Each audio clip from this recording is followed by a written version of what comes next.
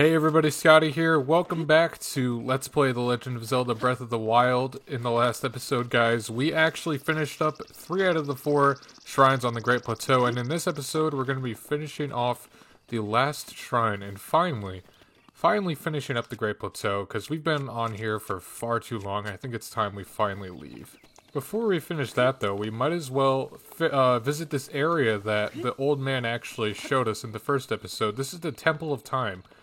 And for those of you that obviously have played Zelda ever in your life, you'll know what the Temple of Time is. This is where the sacred sword that seals the darkness used to be kept. Now it's just kind of an old rundown place with a nice little goddess statue over there. Really nothing to see here. There's a bokoblin guarding the entrance. Some pots you can break that actually resemble Ocarina of Time's, what's it called? Kind of design. And there's a chest here which I believe gives you a traveler's bow. Yeah, cool. But our inventory's full, obviously. I'm gonna actually drop a bow for that because it is better. I'm gonna drop this one. Oh, and pick it up because I'm the worst.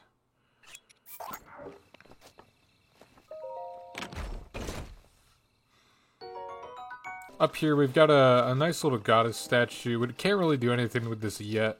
But we're going to come back to that a little later and see what's up.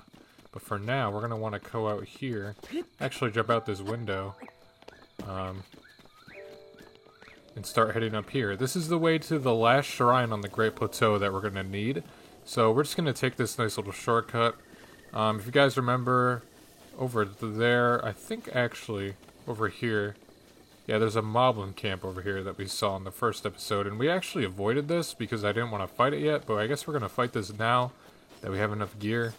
So yeah, let's do this. Let's actually test out these bomb arrows, because I just want to destroy these guys, dude.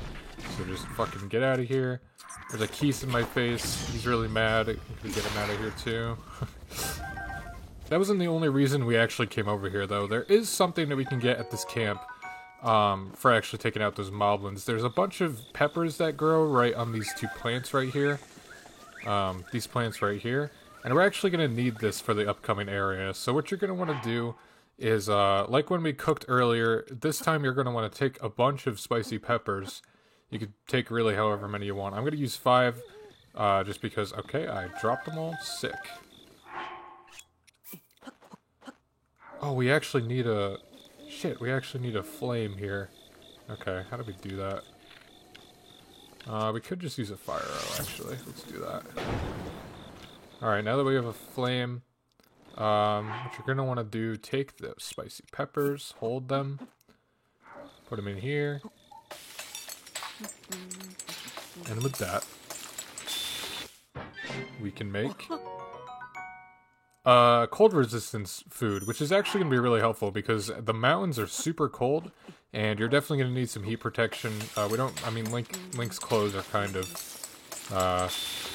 tight, so it doesn't really have a lot of heat protection, but let's get 2 10-minute cold resistance spells because we're actually going to need those. And with these, we can actually hit the mountain. So yeah, as you can see, the shrine is actually right up there, and if we walk into this place enough, it's gonna start to get cold. As you can see, Link is actually legit freezing. So, let's go and eat some of this. And now we can stay in the cold for 10 minutes before we have to eat another one, which is actually just enough time. You don't need that much. You can cook like 3 and make like a 4-minute one or a 7-minute one. You'll be fine. But I'm an overachiever, So with that, I think we're just going to start heading up the mountain and go over to that shrine. We're going to go the long way just so we can kind of observe in the scenery and just kind of look around. Half of the reason I actually love this game is so I can just run around and observe the scenery. Like, it seems kind of boring, but it's actually really fun. And we'll kind of get into that when we can explore more of the map. But for now, we're just kind of on the Great Plateau. So, up here we've got a moblin camp. I'm actually going to take these guys out because there's a chest right there. You can actually show off a little technique. If you hold Y, your attack button, Link does a little spin attack thing that just lasts a long time. It uses up stamina, but it is really good for fighting a bunch of enemies because you can just keep spinning around and hitting enemies. So yeah, I'm not actually sure what this chest gives you. Oh, arrows. Okay. So, that's kind of useful, I guess. Oh, shit. Alright, right here we've actually got kind of a tough enemy. This guy's a blue Bakalon. At the current rate, this guy doesn't take any knockback when you hit him, just because of how, we're not really that strong right now. So, when I actually first played through this game, this guy gave me a lot of trouble. Mainly because he actually had a weapon and he actually one-shot me. So yeah, blue Bokoblins, new enemy, they're a little stronger than orange ones. I'm gonna be covering all of the enemies in this game. I'm gonna have enemy bios for every one. So if I missed one and didn't talk about it earlier, then I just will probably have an enemy bio at the end of the episode or something like that, kind of in the outro section. So yeah, I do want to go over every enemy though, because I think it's kind of important. In my opinion, at least, so. So the old man's up here. I don't know how the hell he got up here, but, there are few things in life filled with as much mystery and wonder as the moments before sunrise. I enjoy gazing out at the world from here. So if we actually talk to the old man and listen to what he has to say, he gives us a warm doublet, which is actually, like, a very good item for us right now, mainly because the environment we're in the cold, and it actually lowers the cold temperature a lot, so yeah. That's one good thing you get for coming up here. If you go out of your way a little bit and talk to the old man up here, you get yourself a warm doublet. I'm pretty sure he gives it to you later on anyway, but I'm not really sure. So yeah, now that we got that, we're actually going to be heading down and towards the shrine. Which instead of actually walking there, we're gonna shield surf there. Because fuck yeah, dude! Shit! I didn't mean to die! God damn it! That was horrible. Shit! So, now that I just casually fucking died, I just jumped off the mountain and died. I'm the one that has to save Hyrule, dude. I just jumped off a mountain. I'm doing it again, though, because I want to get the content. So yeah, something cool about this game that you can do is if you actually target with your fucking button with the ZL and you press X to jump and then A, you can actually shield surf, which is a really cool mechanic. It's a lot of mobility. It does wear down what am I trying to say? It does wear down the durability on your shield. That's what I meant. But it is a really good way of traveling, so I do recommend doing that. If you ever get the chance. It's also just really fun. That guy just threw a barrel at me. You little bitch. Take knockback, idiot. Okay. And now that we took out that, all that's left to do is actually take down the final shrine. So we're gonna go do that.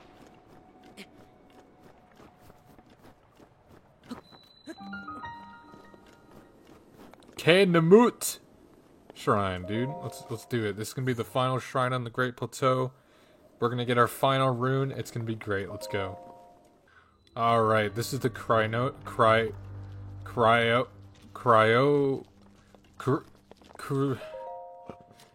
this is the trial that we're gonna be doing. It's pretty great. Fucking just put our Sheikah Slate in the thing and we get a rune. So here we got Cryonis. Create a pillar of ice from a water surface. This is a very, very good thing, and it actually lets us right here, as you can see, if we actually, I'm gonna do it like right here just to save time. It lets us create a pillar of ice under us in the water, which is really dope. And then you can break it. You have up to 3 of those at a time. And yeah, so that's a really cool power up. This is the last rune that we get for our Sheikah Slate. For now at least. We have a few other power-ups to get later on. Up here we've got a Guardian. I'm gonna try and deflect his thing. I did it. I'm a beast. Alright. That's something I really like about this game, is that there's actually like kind of a skill gap.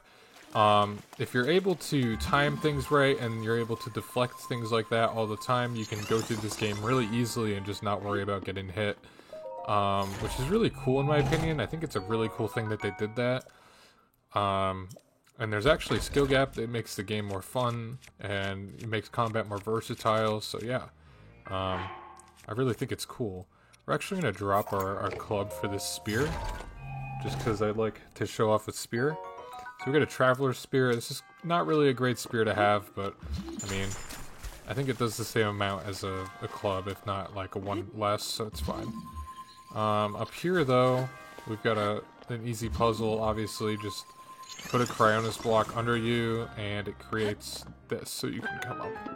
And that's it. That's it for the final trial, I'm pretty sure.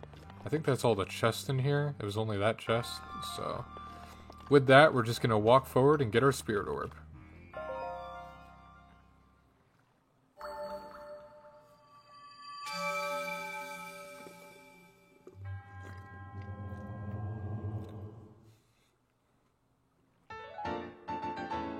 Alright, 4th Spirit Orb. All the Great Plateau Shrines are complete. Thank you, E.T., for blessing me, dude. You're the best. And now we get to talk to the old man and finally get our paraglider so we can get the hell off of this plateau, because we've been here for 3 episodes. 3 episodes too long, dude. Alright. Stop calling me a hoe, dude. Oh, here he comes, flexing on us again. How did you even get up here? With this, you have now acquired all of the Spirit Orbs from the shrines on this plateau. Oh ho, extraordinary. That means it is finally time. Link, it is finally time for me to tell you everything. But first... Imagine an X on your map with the 4 shrines as the end points. Find the spot where those lines intersect. I shall wait for you there. Alright. Do you understand? Where 2 lines connecting the shrines would cross. There I will be waiting. And he disappears! He's a fucking wizard, dude. So, what he's telling us to do is basically, we have to go to the Temple of Time. Yeah, that's pretty much what he has to tell you to do. So we're gonna do that. We're actually just gonna teleport down to the shrine. Ah, fuck that, dude. We're not gonna walk down. We're just gonna shield surf. Fuck it, dude! We're gonna shield surf all the way down! Oh, shit! Oh, shit. I did not mean to... Fuck. I'm the hero of Hyrule. God damn it. Alright, now that I finally got that out of my system, I think it's time we actually head to the Temple of Time. Before we actually go up there, though, I said earlier that we could talk to this goddess later on, and that was actually later on. When you get 4 Spirit Orbs, you're able to actually obtain either a heart container or a stamina vessel for 4 Spirit Orbs. So I think what we're going to do is we're actually going to get a heart container. Usually I'd get a stamina vessel, but I'm playing a little differently this run, so we're going to be getting a 4th heart. Usually I don't really need a 4th heart, because I don't mean to sound cocky, but I don't really take damage unless I fucking jump off a cliff. So, yeah, we're just going to strengthen our life force to 4. I could really use that extra stamina, but I think it's quite alright. And now we're going to get called a hoe again. The blessing of the goddess has made you that much more resilient, I see. Here I am. Get up here, quickly. Alright, so if you didn't know he was on the roof, if you talk to the goddess, that's what lets you know. So, that's pretty dope. Okay, Link is a beast. Alright. Let's get up here. The old man seems to be glowing. Let's go see what's up.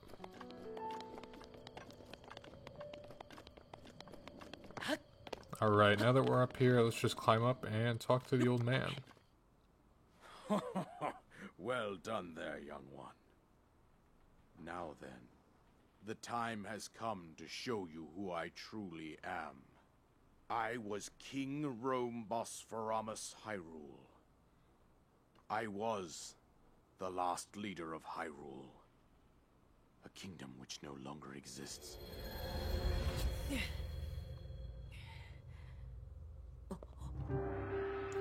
Holy shit! He's Santa, dude! What do you mean? The Great Calamity was merciless. It devastated everything in its path. Lo, a century ago. Lo. It was then that my life was taken away from me. And since that time, here I have remained in spirit form. Literally just looks like a gnome. I did not think it was wise to overwhelm you while your memory was still fragile. So rather than that, I thought it best to assume a temporary form. Forgive me. I think you are now ready. Ready to hear what happened 100 years ago. To know Calamity Ganon's true form, one must know the story from an age long past. The Demon King was born into this kingdom, but his transformation into malice created the horror you see now. Stories of Ganon were passed from generation to generation in the form of legends and fairy tales. But there was also a prophecy. The signs of a resurrection of Calamity Ganon are clear, and the power to oppose it lies dormant beneath the ground. We decided to heed the prophecy and began excavating large areas of land. It wasn't long before we discovered several ancient relics made by the hands of our distant ancestors. These relics, the divine beasts, were giant machines piloted by warriors. We also found the Guardians, an army of mechanical soldiers who fought autonomously. This coincided with ancient legends, oft repeated throughout our land.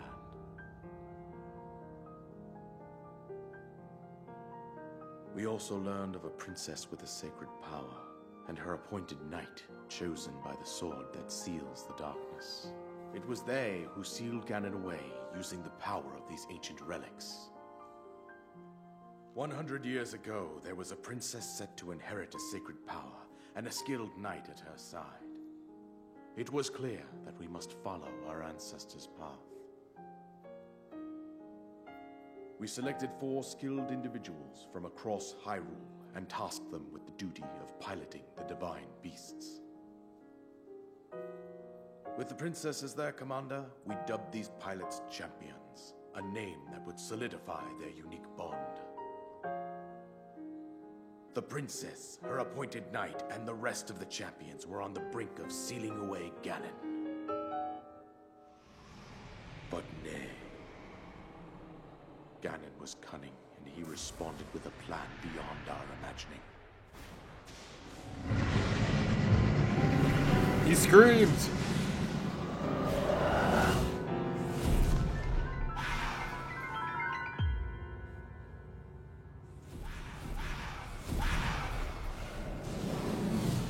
He appeared from deep below Hyrule Castle, seized control of the Guardians and the Divine Beasts, and turned them against us. The champions lost their lives, those residing in the castle as well. The appointed knight, gravely wounded, collapsed while defending the princess. And thus, the kingdom of Hyrule was devastated absolutely by Calamity Ganon. However, the princess survived to face Ganon alone. Link, you are our final hope. The fate of Hyrule rests with you.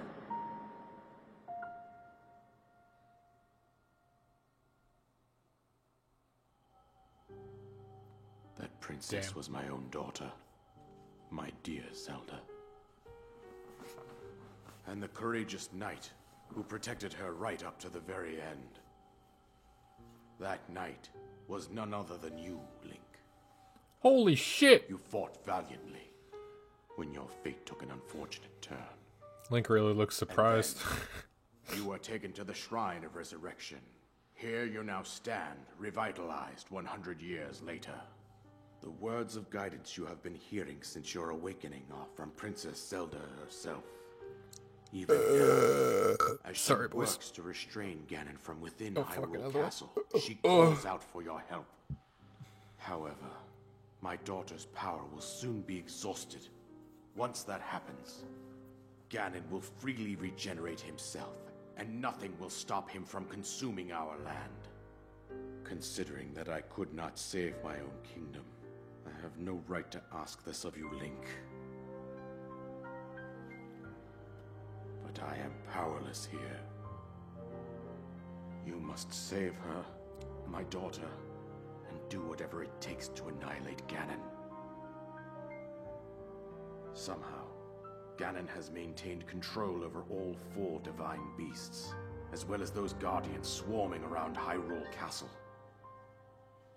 I believe it would be quite reckless for you to head directly to the castle at this point. I suggest that you make your way east out to one of the villages in the wilderness. Follow the road out to Kakariko Village. There you will find the Elder Impa. She will tell you more about the path that lies ahead. Consult the map on your Sheikah slate for the precise location of Kakariko Village. Make your way past the twin summits of the dueling peaks. From there, follow the road as it proceeds north.